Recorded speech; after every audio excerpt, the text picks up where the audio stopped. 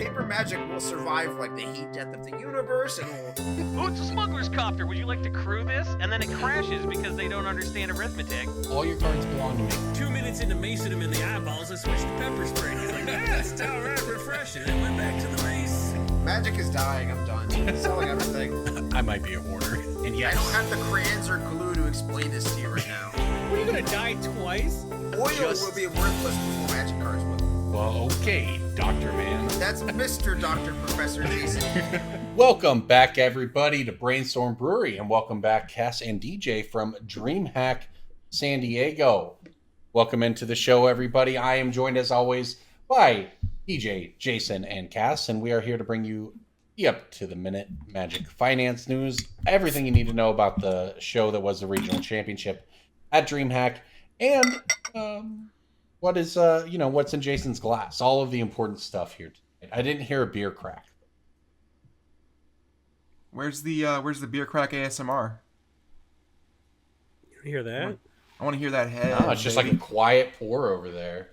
Yeah, like it's so. I have my headphones on and I can hear it through the headphones. How can you not hear it through the mic? I don't know, buddy. Your mic's got a good noise filter. Yeah, I guess. Oh, I have a light to make my face look not shiny, and now you can't read the bottle. My life is really hard. Also, my face does kind of look shiny anyway. Okay, let's turn it. You got like an Edward Cullen thing going there, Jason. There we go. I dig it. Is that better? I don't look shiny now. Lighting's hard. Someone come to my fucking house and just do it, man. If somebody would come to my house and set up my stream deck and my lights and everything, I would pay them. The problem is, I could do a bunch of research and figure out how to do something I'll do once, or you could get $50 in a Brainstorm Brewery glass. And then I will blindfold you and drive you around for a half hour. Specific location. Take you to my house. Then I'll blindfold you again, drive you around for another half hour, drop you back at your car, and you can have your phone back. Oh, I thought you were just going to drop them off in the middle of nowhere. That's a much better. Could. Then I don't have to give them the $50. If I'm going to kill you, I would probably offer $200 to make sure I get somebody. Anyway. I was going to say, speaking of bad lighting, I was at DreamHack this past weekend. San Diego Convention Center is very, very nice. One of the most beautiful places I've ever been to in my life. But the lighting was no good mostly because it was relying on natural lighting. So you could even tell if there were foils. Yeah. But most cards you just could not tell if it was foil. I definitely misplaced some cards on the buy mat, and somebody gave me some question mark looks, and then just have to examine it with a microscope or check the bottom left corner. It's like, oh, that's foil. Okay, I see. I'll put it in the even lower pile. Thank you for letting me know. That's what I would say too. Yeah, if I got caught, that's what I would say too. The lighting, it's just so bad. well, you just be like, oh, so many collector boosters get opened. Like, oh, Pringles, guys, Pringles. Onslaught Mana Echoes foil, basically less than the regular one, right? Okay, but that card actually looks hot as hell, though. New foils are what you don't want. Foils from that era, like we got a little foil action. Those are cool. They look great. Yep. So how was San Diego though? It was the regional championship for Magic. I was covering it online. I'm writing up the recap. I interviewed the winner today. It was a cool tournament. Standard was fun.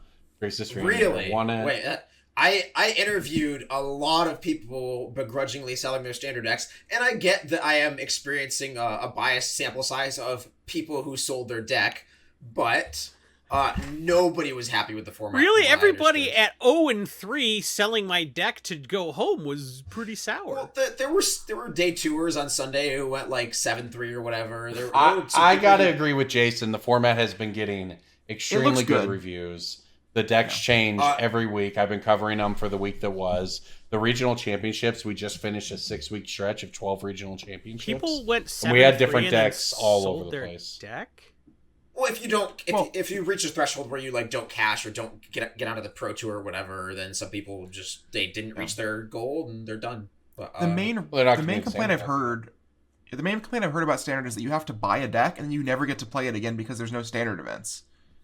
That was the biggest issue. That was a little bit of it. The other issue was that every round seemed to take a million years. Every game is like a mastery of the unseen life gain format, kind of.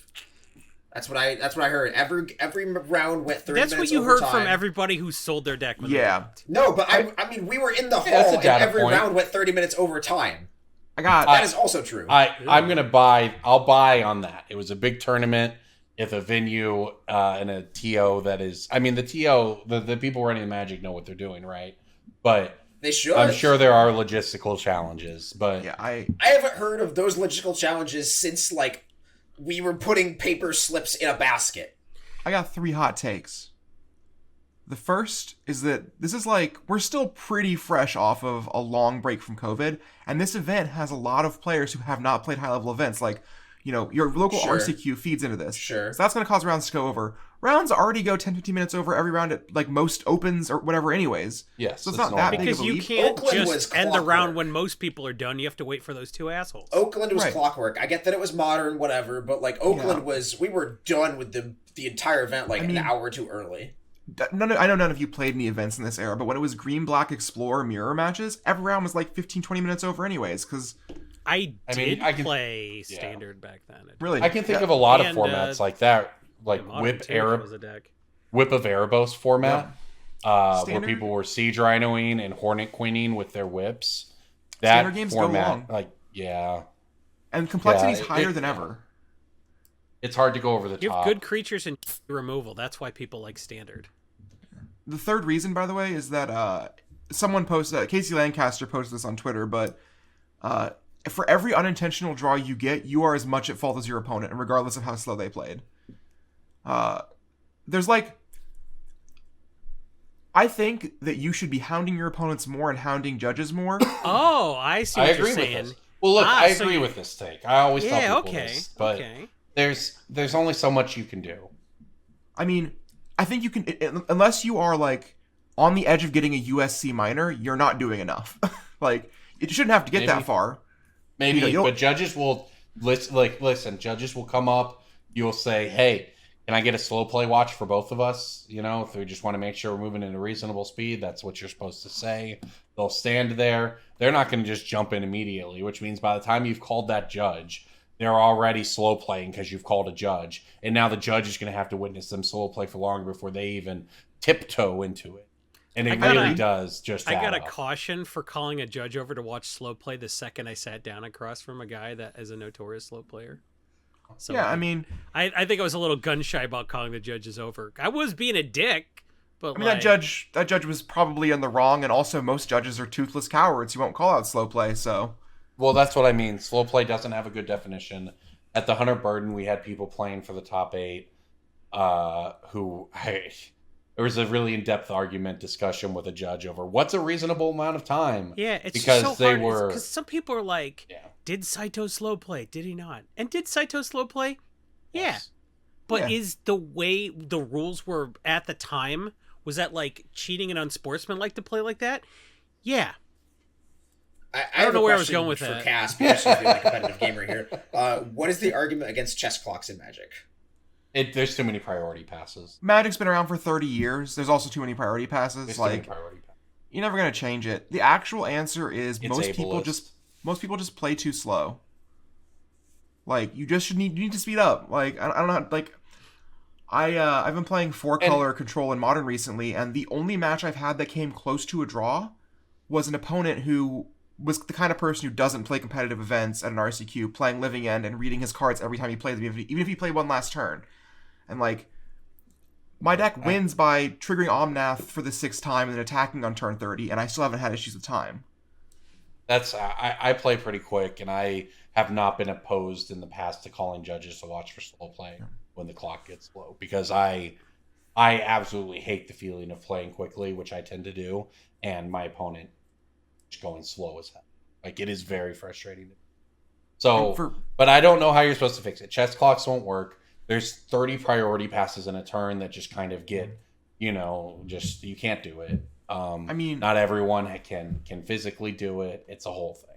Well, scoreboard, like, I think under 10 lifetime unintentional draws in like 20 years of playing competitive events. I think I'm under 5. Like, I have very few unintentional draws, and that's because I play quickly and I use the resources of calling a judge over. And if the judge comes over and doesn't do anything and leaves, and my opponent starts slow playing again, I'll call the judge again. I'll call a judge 5 times if I have to. So I do want to note, DJ, that just because an event goes 30 minutes over a timer does not mean anyone played slowly. Right. That I mean, if it doesn't, that could be a signal of a bad format, is what I was saying. Oh, I hear you. I actually meant that, like, you can get judge calls and extensions for any number of reasons, and if one match in the room has a 15-minute extension and uses it, your entire round is just... Can we get a time clock for segments? We've spent 10 minutes on this. Chess clock for podcasting. Jesus Christ, can we move on to the next segment? Jason, I'm really happy that you reinvented PTI. What? I only know what that is because... Called Pardon the Interruption. I know what it is because every college that has a TV in their cafeteria has it on PTI because the biggest, dumbest dude will grunt like a fucking gorilla if you turn it off. So every time at 5 p.m. when I'm at dinner... You gotta watch basketball highlights. Oh, cool, it's hockey season. Any hockey highlights? No! This is ESPN! You watch basketball! That's it!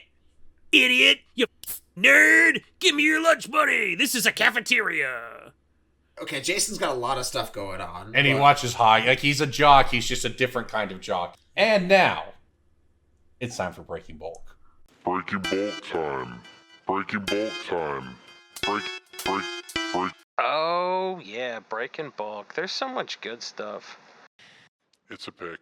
Breaking Bulk. The end. You know what, How you Corbin? like that transition? Just because you're at fault here, I have a Breaking Bulk for you, and then I have a different one for Cass and Jason that's a normal one. You ready? Neato. It's a promo from M13. Go. No. Yeah. No promo. It's red. What? A promo? Is it Pia and Nuts Origins? Pia and Kira Nullar's Origins. Fuck. What the hell do you mean a red promo? Mr. Good at the game, Mr. Best at the Breaking Bulk game, Mr. Unbeatable. Is it like a Planeswalker deck card? No. This is a really irritating bit DJ does sometimes. Is it a token? It's not a bit. It is a token. Anytime Corbin says he's good at something, DJ's like, oh yeah? Oh, you're good at trivia? Well, let me spend 8 hours making the weirdest trivia. So you can That was fun. Jason, I'm not an asshole. I'm just autistic. That was fun. I can be both. No one knows what the hell this red token bullshit. Ooh, let me guess. It's a 3/1. It's a ruck egg token. The ruck. Dragon. It's a 3/1 elemental. Is it a dragon token? Corbin, the easiest softball that you can't fuck is in this token. It's a goblin. It's a red token. It's a goblin. It's obviously a goblin. It's the Jim Nelson goblin. Yeah, you're right. Obviously. Isn't Jim Nelson the guy Obviously who made Garfield? You're autistic. I agree. Yeah. Maybe. I don't know how I missed it. Is that why there's a lasagna in this goblin token art? I don't know. God. This was the worst thing I've ever heard. DJ, please tell me you have another one. I do. It is. He shouldn't be allowed. You should Hey, get time out. Did your robot find that for you, nerd? Yes. God, dang. His Roku. Nice Breaking Bulk. Did your robot find it for you? AI is already taking DJ's job. Black Common from Mirrored and Besieged. Painted Strike. No. That's Scars, I think. It is Scars. But if I said Mirrored it's and Scars... Besieged set symbol look like? It's It like looks the like the little Scars of Mirrored circle with like the dingle bopper up top. Oh, the Dingle Bop. It's a black uncommon, you said? But common. Common. Is it the put a -1/-1 counter on a creature, proliferate? That's No, also it's Scars. good. Cursed Affliction? Yeah. It is not Grim Affliction. Grim Affliction. The imp that sacks creatures is an uncommon, right? Flesh Eater. It is, Flesh but Eater that is is... an uncommon. Yeah, it's a Flesh Eater Imp is an uncommon. Yeah. Common. I Is opened a bunch does it have infect? Yes. Technically, yes. The fuck does that mean? It has means the word toxic? infect is on the... No, it means infect is on the rules text of the card, but it is Oh, is It not... makes a token. The 5 mana, deal 3 poison counters and damage and draw cards. No. Is it Reaper of Shieldred? Spread the sickness. It is not Spread the Sickness nor Reaper of Shieldred. Ooh, I don't know. I don't care. I feel like I know this set too well to be missing. I don't have this, a but- robot. I don't have 25 grand. Oh, I do. Well, I don't have 25 grand to spend on a robot to pick out stumpers. I was picking this one before I owned the robot. It is just Phyresis from Oh, Mirror Besieged. Phyresis Enchanted was Mirrored and Creature has- Besieged? That was Yep. new for Phyrexia. Just Enchanted Creature has Infect. That's the Yeah. rules text of the card. I thought that was new for Phyrexia. All right. that card's great. It's decidedly fine, yeah. It's $1 now. Are we, It are we used to- saying decidedly? Are we allowed to say that in the Magic community? I thought decidedly was one of those loaded Decidedly- Jason words. is It's a all decidedly- he's on the deep cuts tonight. It's a decidedly male pick of the week. Yeah, I got that If one you're too. watching this but on YouTube, that is an old meme, sir. we have a decidedly male YouTube audience. I mean, this used to be a 20-cent card like 5 years ago. It has gone mostly without a reprint. It was put in the list at some point. Can't tell you when. But of course, like March of the Machines and Phyrexia stuff spiked it to... It sells over $1 now. All right, fair enough. I'm going to come in with a newer card, an Innistrad Midnight Hunt. It's a green uncommon. Nope, that's not what I'm thinking of. Is it the flip werewolf that's a naturalize? Why you got to be good at the game, man? Kessig something or other. I own. It is Outland Liberator. It's a 2-mana werewolf. Yeah. You can. It's cards. This card's awesome. You can pay. It's a 2/2 for 2. You can pay 1 mana sacrifice to destroy artifact enchantment. But at night, you can destroy artifact enchantment by paying and sacrificing it. But you can also do it when it attacks as a 3/3. Yeah, 75 cents. It's a really sweet card. He's playing a number of decks. I spent $2 to buy a Korean copy of this for the sideboard of my modern Yawgmoth deck, and then like 4 days later they spoiled Canker Bloom, which is like just marginally better in that deck. Yeah. That's my anecdote about the card. That's all. Yep, fair enough. I don't like the name Canker Bloom. It just sounds like It sounds like something's- a... Oh yeah, that's a clickbaity canker pop- bloom on your It's- testicles there. Yeah, bud. it's a clickbaity Yeah. popping video. I get it. Like, I'm with you on that one. Yeah. All right. Cass, what do you got for Breaking Bulk? I have a Blue Torment Uncommon. Real deep cut. Breakthrough? Compulsion or whatever the enchantment was. I do love that card, but no. Circular Logic. I believe that's a common. No, that's an uncommon. Never. It's not common. I think I don't know. It's not either of those cards. Shit. Were there any other uncommons? Is it a cephalid? Amoeba? Aquamoeba's definitely a common. Is it a cephalid? Can neither confirm nor deny whether what the creature type on it is. We're not there yet. What? Yes, you can. That's part of the game. It is a cephalid of DJ some sort. lecturing people on the Okay. rules of the game. That's Is rich. it the breakfast cephalid? It is Cephalid Illusionist. Oh, that one's card. That was Card's like $5 now. Yeah. Cool. Card was like 50 cents pre All Will Be One. when it was playable. It wasn't when it was a playable legacy combo. It wasn't. Right. And I mean, it has no reprints, I believe. Torment was 22 years ago or something at this point. What is the combo here that is new? So Cephalid, it's not a new combo even. It's just the deck is good in Legacy now. Cephalid Nomad's Breakfast. Encore from Stronghold has an ability that for 0 mana you can have the next one damage that would be dealt to target creature is dealt to Nomad Encore instead. So you Yeah, can target I- your Cephalid Illusionist infinite times, mill your deck, hit Mill 3 your Narc deck. Amoebas. I know that combo. I just wasn't sure if there was like a Yeah. new common from Phyrexia that did the thing now. The new consistency upgrade is Urza's Saga Confined Shuko. Sure. Okay. Whoa. Yeah. Okay. Interesting. It's like the I love third or Urza's fourth most Saga. played deck on MTG Goldfish. Wait, why Legacy. do you need Shuko? Is that the win condition? It's an equipment that has a 0 equip cost, and so if you have 2 creatures in play, you can okay, move it yeah, back yeah, and yeah. forth. So it finds another Nomad's Encore. It finds another target condition. Okay, cool. All right, Jason, what you got? You Can wanna you say words? you want to take that again, Sorry. Captain Professionalism? Sorry, I yawned. You sound like you look. I got hit by the yawn there. All right, Jason, you can wrap it up. What do you have for Breaking Bulk? I got two, and I'm not sure which one. If you All get right, this in DJ. like 10 seconds. Wow, I'll that's do such a another one. DJ thing to do. Oh my god. As If I you just get throw my this- hands up in the air. None of you all play by the rules. It's a goblin token. If you get this in 10 seconds, I'll do a real one. This is from War of the Spark. It is a gold uncommon. Mayhem Devil. So this card is a green uncommon from Planar Chaos, and it is more money than you might think. Groundbreaker. A green I I uncommon. think that's a rare. That's a That's rare. a rare. Yeah. Is it one of the Sapperling guys? Keen Sense. It does not say Sapperling anywhere. Oh yeah, it does. Never mind. It said it twice. Yeah, it's Is it the Psychotrope one that's Thallid. Yeah, I love Psychotrope Thallid.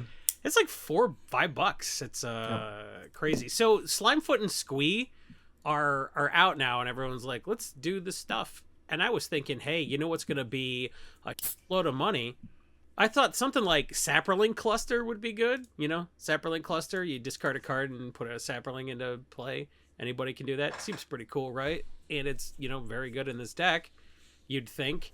And then it's worth less than like uncommons that make Thallids. It's really weird. Like Fungal Sprouting or whatever makes 2. It seems real weird to me that some of these really old cards that should be like spiking along with the Sapperling stuff, like they should have been Slimefoot spikes but didn't get there, and now they're even better in this deck. Like Sapperling Symbiosis is gonna be bulk because they reprinted it, but stuff that missed the reprint is still dirt, and I don't really get it. I don't know how Fungal Sprouting is worth more than Sapperling Symbiosis, so everything's real confusing right now. But the number 1 deck right now is Goblins and Ninjas, and the number 1, or from the Precons is Goblins and Ninjas, and from outside the Precon it's Slimefoot and Squee. So people are going to win Goblins, I guess. I don't know what to tell you, but Sapperlings are back on the menu. Get your, I don't know. Promo Goblin Nothing's tokens. expensive. Nothing's expensive in the deck. It doesn't matter. So get the one expensive card in the deck. Psychotrope Thallid. Pull it out of your bulk. You did it. You know what happened? That's old bulk. Time yeah. Spiral Remastered came by and reprinted half of the Sapperling, and then Yeah. The other half got put in a Precon. So it's like the bottom of the barrel. It's just never going to get touched because they're going to print new cards and reprint the old ones so often. You don't even need to with Sapperling Symbiosis. It's unfortunate. I mean, this card's never been reprinted though. Psychotrope has just never been reprinted. Yeah. Which is crazy. Yeah, it's a little confusing. Like it doesn't seem like it's that fringe because it's like one of the high synergy cards in this deck, but like wasn't in Slimefoot. So I don't know what's going on, but Slimefoot and Squee, you heard it here first. Do your sacrifices. I don't know. This Why one's am I spiked to talking like it's $6. breaking bulk? Or why am I talking like this is pick of the week? I don't have. I to mean, sell them. Psychotrope spiked to like $6 when Slimefoot came out, and Yeah, that card's been money for years now. I've been picking it. I mean, I haven't been picking out a bulk necessarily, but like I've been buying it in collections for $2 or something for quite a while. Yeah. Yeah. And I It's just one of those ones people don't know about. I got 6 of them in bulk in the last collection I bought, and I was like, okay. It has been a busy weekend and it's going to stay busy. Command Fests are back. And as a matter of fact, they're coming up. And if you're going to the one in Indianapolis, you have a little bit of a change of venue because it turns out that having Magic the Gathering tournaments next to the NRA convention is not the most popular right. Why? It's I an heard NRA I convention. saw, That Jason, means your no logic, guns yeah. are allowed. He's It's right. an NRA convention, which means they will actually check people from firearms. Magic doesn't do that. The safest place to hold a Magic convention is inside an NRA convention. Because I have the it's the only storm, place in baby. Indianapolis you could guarantee there will be no guns. Am I Is this- wrong? I can't tell you you're wrong. It is a little weird because I believe there have historically been SCG events that have had gun shows at, like, you know how every Magic event is attached at the hip with a cheerleading convention? Like, there have been ones with gun shows, so, like, this is a recent developer change, I guess, is the best way to put it. January 6th was kind of like 9/11. Everything changed on January 6th. The thing about gun shows is they're some of the best conventions to go to get free stuff because, like, part of the whole thing with gun shows is they're trying to buy public favor. And, like, the last one of those things I went to, because I'm near the Expo Center here in DC, the last one I went to, I, like, left with, like, a new phone case, like a fucking crate of, like, snacks, like a fresh water bottle, like a hoodie. It was all free. I bet you could get a pocket Constitution if you wanted one for sure. Yeah, I'm I just think I might have been picturing- offered one. I'm just picturing you carting out, like, a cardboard box of truck nuts. Holy guys, they gave me a bulletproof Hello Kitty backpack for second graders. It's gun shows and hot tub shows that have the best free stuff. I love going to conventions and getting free Wait, stuff. wait, Hot tub wait, club wait. shows A for hot sure. tub show? I'm not going in. How must that smell? So Like, there's no actual water in there. It's like hot tub retailers. There and there's like there isn't water in the hot. Whoa! Maybe one of them. Look, That's new information I didn't predicate my joke on. Thanks. If you go to the like home and garden show, right? that one's All this garbage. stuff. We don't give away stuff there. Who are the attendees you at hot get- tub shows? No, People home and who are garden looking to get shows, their they give pool away done. yardsticks. Any kid knows that. Any kid Oh. who's ever busted his knuckles sword fighting with his brother with yardsticks knows that that's the only thing they give away for free at home and garden shows. The coolest thing I ever got at a hot tub and like pool expo was it's a walking stick made from an old boat antenna, because those things are like huge and bulky, and it like didn't pass inspection because it was like liable to like shatter and fray or whatever at high speeds. But it's like a great walking stick. Sure. Go to more conventions that have free entry and get free stuff. That's our finance tip of the week. I agree. Number one, I agree. But like, I'm very Reasonable. like, if I was shopping for a hot tub, my first thought would not be like, let's get a lanyard. Like, I would just go to my local pool place. Local hot tub store. Yeah. But like, it's not for the average person. It's for people in the industry. Like, if you're, there's a convention every year in Vegas that's massive. That's just people in like pre-manufactured food, and you go there and there's like a Totino's booth, and you're not going there because you're like, I love Totino's. You're going there because you're trying to strike a deal with Totino's, or you're a vendor for a grocery store who's trying to think about like, should I stock more Totino's? This episode's brought to you by Totino's Pizza Rolls. Totino's, it's the flavor we all love. Hot buckets. They are allowed to sponsor us, just for the record. If Totino's wants to give us money, I will do it. I'll wear a Totino's like Or costume. Tostinos. You could give us Tostinos. What are they called? It's Tostitos. Tostitos. Give us Tostitos, and we'll say super nice things about how you make your product. The Tostitos like waxy cheese jars, you know what I'm talking about? They're like basically just candles, but they're made of cheese. Those things. Basically candles, but made of cheese. It's like ultra Velveeta with like little fake jalapenos, like freeze-dried jalapenos in it. So good. Send all the free samples to me. This sounds They like call a me- fruitcake from hell. Listen, I'll give an honest review here on the show. They call me the Mayor of Fair, so it'll be honest review. That's a nickname of mine, DJ, that I've had for a long time. You know, speaking of mayors, I was doing a little deal at my local game store, trading in some Pokemon cards, working on getting a Mishra's Workshop, and we're like 30 minutes into the deal, we're negotiating, and the mayor of Fairfax City shows up and is like, hey, you know that buyer you're talking The to? Mayor of Fairfax. All right. It's actually Fairfax, Virginia. That's my new one. I'm the Mayor of Fairfax. Okay, Well, but no, good for him. Catherine Reed is. She's actually the mayor of Fairfax. Whatever. She comes in and she's like, hey, store employee who is currently doing your buy, we have a meeting scheduled for right now. You want to go to the coffee shop next door and talk? And that happens. And I just like wait there for like 45 minutes. And the employee comes back and is like, yeah, I can finish our buy. Like nothing happened. Like the mayor didn't just come in and like Pokemon cuck me. Official state business. What do you value this at? I don't know. I have a meeting with the mayor. F you. That's all I got. That's just an anecdote. There's no payoff on I've that. long other been than- called the Mayor of Fair, but now I didn't know I could be the Mayor of Fairfax. You gotta challenge the mayor at that point, right? Like, yeah, you can talk to this person if you beat me in a Pokemon match because we lock eyes. Like, what am I supposed to do? Be like, no, Miss Mayor. Yes. Actually, this Jolteon Gold Star is more important than your meeting about scheduling a parade. okay, clap emoji. She works for you. Ooh, there you go. I like that one. I should have said like, oh, wow, it's always nice to meet my favorite employee. All right, before we get to pick of the week, I think we've got the free bingo spot pick of the week here, which is the March of the Machine Commander Precons. DJ, you want to talk a little bit about these? What can we expect? Not necessarily all of them, but I would like to say that I think that the Precon quality has continued to be at parity or above what it has used to be in the past. People talk about how like the C16 decks and C17 decks are like, oh, that was the golden era of Commander precons. You know, we had like $200-$300 in reprints in these, and like it was just free money. You could just go to Walmart and buy your Brea decks and sell them for $200 a month later. But like, I think that is number one, an era of like low supply, which I know we don't think of low supply when it comes to Commander precons, because like the first era of precons is obviously the biggest offender of that, and then they realized, oh, this is a format, we can sell this. But like the player base today is still, I think, even so much larger than it was 5-6 years ago. And so those Dragon precons and the Yidris ones, those are just relics of a bygone era.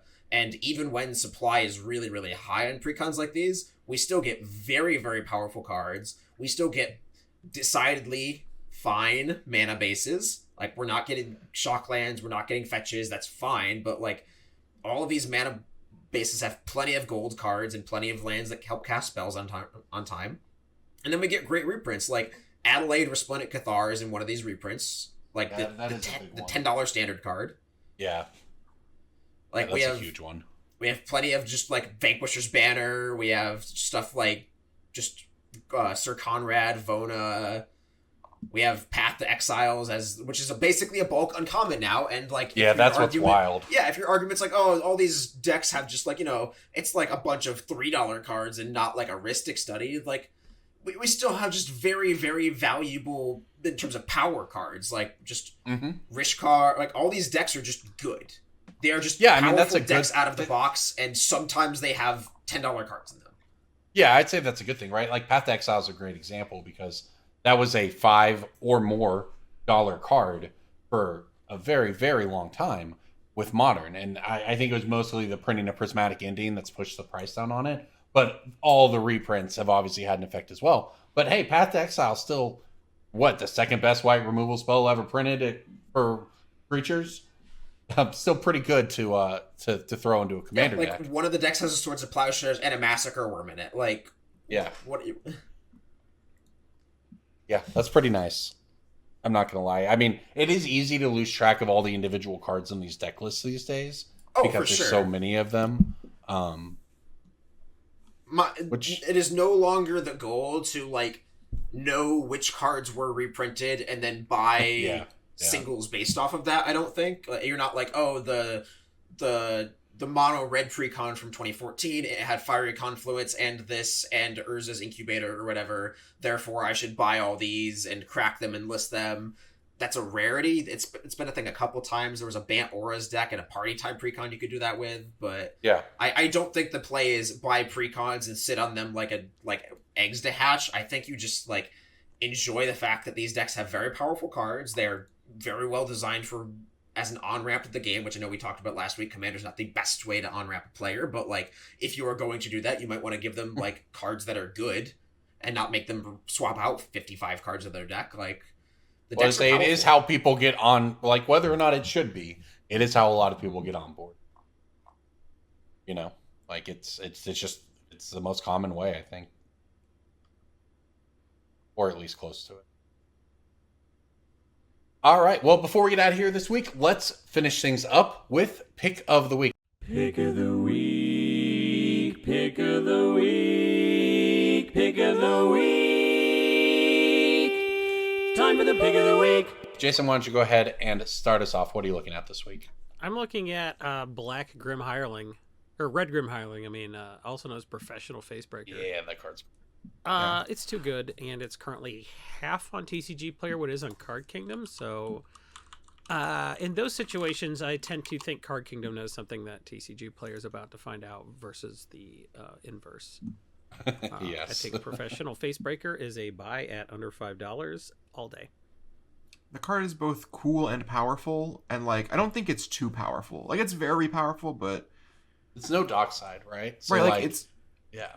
It's only a problem when Dockside gets involved, and like that's just a Dockside problem. Exactly. Huge fan of that card. I am very glad it does not say whenever a creature you control, blah blah blah. It has the hard limit, the soft limiter in it. It's like one or more. You get one during combat, and then you do your stuff.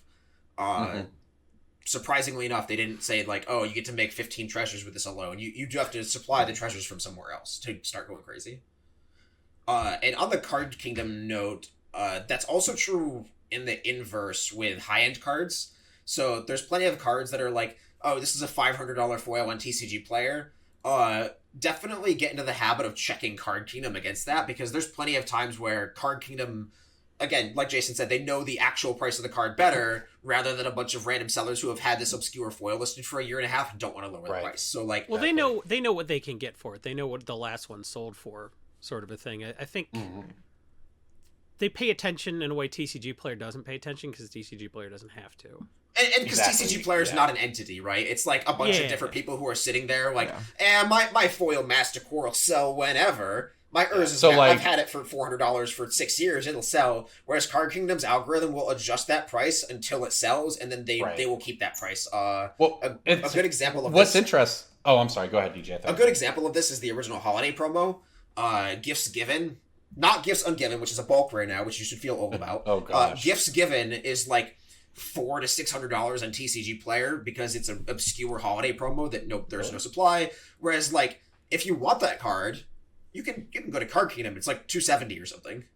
Yeah. Like, I know Card Kingdom has this weird reputation for, like, they're 30% above TCG Player. That's their game. But, like, they're just accurate. They're just more accurate. And, like, Professional Facebreaker is a good example of this, I think, where the card's powerful. CK knows that they sell it at 6 or 7 or whatever, and that'll just be the price eventually. And then CK will be selling them for 10 when TCG 7. Yeah, I'm with you. What's interesting that there's, you mentioned the algorithm at Card Kingdom. Their job is to sell cards, and they have to have the algorithm to make it work. Whereas TCG Player, a technology company, didn't have to mess with any kind of sales algorithm at all, because, like you said, all they have to do is have people list the human. The entire pricing algorithm on TCG Player is human input. The invisible hand, right? Yeah. And it's not always correct. Right. As opposed to Card Kingdom or SCG or any of the other big stores are going to have some kind of software that allows them to track their inventory and what's selling and et cetera, et cetera. All right. That was good. DJ, did you get your pick in? No, I have not gone with mine. And mine is I hate to say the words. Oh no. It breaks my heart. Like I'm breaking at this point. It's a big deal for me to say this, but my pick of the week is a Merfolk. Woo! Let's go. Wow. My pick of the week is Deep Root Wayfinder. It is a March of the Machines card. It's a brand new card. I am picking this on advice of Jimmy Frick. He is somebody who's pretty good at picking cards and just having a finger on the pulse of what's good. This is a card that once you start attacking with it in Legacy, you could very easily just repeat Wasteland them over and over and lock the game out very quickly. I don't think that non-foils are the way to go here. I think if you're going for this card, you buy an extended foil playset at the cheap. Oh. And I think Legacy players have a hard-on for Tempo 2 drops very early in the format. Like, very early to set release, not very early to format. Yeah. And things like Mercurial Spelldancer have seen spikes. People are just really booming for new 2-drop that does a thing that lets them untap. Like, people just want to forget the sins of the Delver and just keep casting Brainstorm with 2023 creatures. We really want to play Dreadhorde Arcanist again, but they banned it, so like... Yeah, exactly. And this is the kind of creature where if you connect with it once, you bring back a Wasteland, and then your opponent just starts sweating. Yeah. I hadn't considered it for Legacy. It is powerful. That's cool. I just thought it's a cool ability to bring lands back to the battlefield, right? That's a neat Vander mechanic. I'm stealing to hate on that players pick who do from that. friend of the cast, Jimmy Frick. All right, fair enough. All right, Cass, you've got the last one this week. Finish it off. Wait, Corbin, did you go? Maybe I didn't go.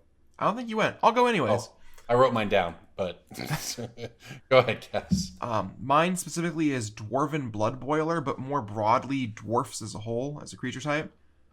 We're going into Lord of the Rings here this summer.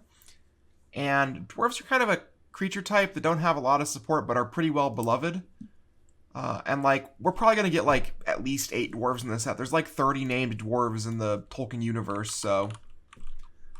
if Gimli's good, that's probably great. I don't think there's going to be very many reprints. There could be some that are new to Modern, so Blood Boiler might get hit as a reprint if they can Lord of the Rings skin it somehow. But that's the rare one that's previously seen price spikes. It's also a combo piece in Magda CEDH. Well, Magda's a fun one in general. That was a part of several cool decks throughout its run in standard and other arena formats. So I have thoughts on dwarves as a creature type, and they have what I like to call the Knight Exemplar. What's the word? The Knight Exemplar phenomena. No, the Knight Exemplar phenomena. Phenomenon. Phenomena. Yeah. So when a tribe has very, very little support, Wizards of the Coast has set precedents of giving them a really good piece of support to linchpin the archetype together to just like carry the rest of the trash. We saw this with horses in Hour of Devastation with Crested Sunmare. You could play Crested Sunmare. I was going to say like, the human, but yeah, the 2-drop human. Crested Sunmare is like an insanely powerful card. It says all of your things are indestructible, and it makes more indestructible 6/6s or whatever. But all the other horses are trash. But as the game goes on, as they like, oh yeah, here's your other horse card. 5 years later, here's another dwarf. 18 years later, here's another cephalid, and then eventually you just have like this powerful shell of playable things. My Brago deck, man. Yeah, kind of. Dwarves are in that... My Shadowfax deck. I'm going to keep naming Lord of the Rings horses. Okay. I think Rats really is like the best example of that. Yeah. Where like for a long time, Rats was just Relentless Rats, and that was kind of all you did with it in Commander. But now there are like 10 good Rat legends. There's a bunch of cool things you can do. Most people still play Relentless Rats or Rat Colony, but like there's enough real rats. Yeah. Dwarves are like that, where Magda's, like, if Magda said replaced elves with that text, you're just like mind blown, what the hell? But no, it's dwarves because you have to play 10 garbage ones. But as they print more dwarves, the old ones from Judgment and Call Time or Kaladesh or whatever just start to become very powerful because they compete with the other cards that are on their level now. Okay, so here's a question. How do you feel about the card 7 Dwarves? Because this was one of the, you can have as many copies as you want in your deck, and all of these cards have been worth money. You don't get to have as many as you want. You can only have 7. Oh, I'm sorry. Okay, sure. You can have 7 of them in your deck. And for a minute though, they were like $2. So now they're bulk again. I don't think there was a reprint that I missed. I think it was just an interesting. Good. Well, for sure. I mean, yes. Like, you know, if you're building an EDH deck, there are like 58 dwarves, I think, in Magic that are mono red. Like, assuming you're building a mono red deck. If you're building white red, you get a few more. And like, you only need 40 dwarves in your deck because you got to make room for 25 artifacts or whatever. Banner, etc. Yeah, exactly. Yeah. I mean, like, if there's other dwarves that I'm thinking I'd be looking at, there's like a couple. There's one from Homelands or something, I think. And like that's got relatively low supply compared to something from dwarf from Homelands? Is there Dwarven Recruiter? Is that a card? That is a Dwarven Recruiter is a card. I'm actually pretty high on foils from the Torment era. I actually, on my desk here, I have all of the 1-mana Torment block dwarves in foil. Because I'm ready to build a Gimli deck myself. I'm the target audience for this pick of the week. Okay, pop quiz hotshot. Name 12 dwarves in Lord of the Rings. Oh, out. I looked up a list of like named dwarves in Lord of the Rings, and there was like a bunch of them. Well, if you go into the appendices, it's just like it's usually quizzing people on whether they can name the 12 dwarves.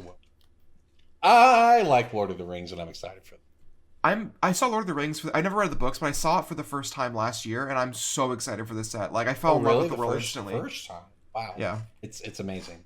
So I'm excited. It's going to be great. All right, my pick of the week is from Innistrad Midnight Hunt, and it is Unnatural Growth. I was looking at this set earlier today, got my Breaking Bulk from here, got my pick of the week from here. This card has 4 green mana symbols, and it says at the beginning of each combat, double the power toughness of all of your creatures. It's starting to creep up from 5 to 6. I think it's just going to keep going. It's an extremely powerful card. It anchors those heavy green devotion archetypes. It goes forever, and it says each combat, which is something that not a lot of cards say at this point in time. If you made an unnatural growth pun about this card's price, I was going to mute you in Discord, by the way. No, it's natural growth. just a little note about a sword of Damocles that hangs over your head. Okay, understood. If I knew what that was, I'm sure it would work. Is that a Greek or Roman mythology? Yes. Sure. All right. Well, I think that wraps it up for us this week, everybody. Thank you for tuning in. Thank you to our sponsors, of course, MTG Stocks, Coalesce Apparel and Design. Go check them out. You can support us at youtube.com/Brainstorm Brewery or patreon.com/BSB.